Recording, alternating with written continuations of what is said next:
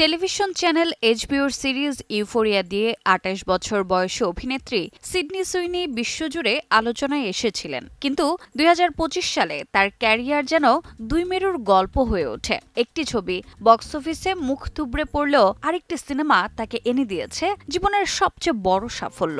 নারীকেন্দ্রিক মনস্তাত্ত্বিক thriller the housemate এখন শুধু হিট নয়, বরং বিশ্ব সিনেমা বাজারে একটি কেস স্টাডি।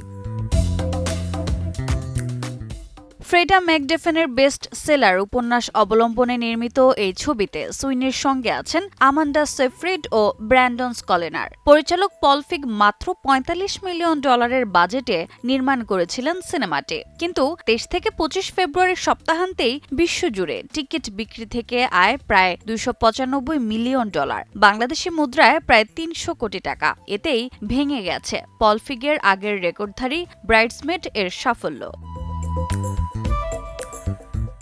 এই সাফল্য সিডনি সুইনির ক্যারিয়ারেও নতুন মাইল ফলক। প্রধান চরিত্রে অভিনীত তার আগের সর্বোচ্চ আয় করা ছবি এনিওয়ান বাট ইউ এর আয় ছিল $২০৮ মিলিয়ন।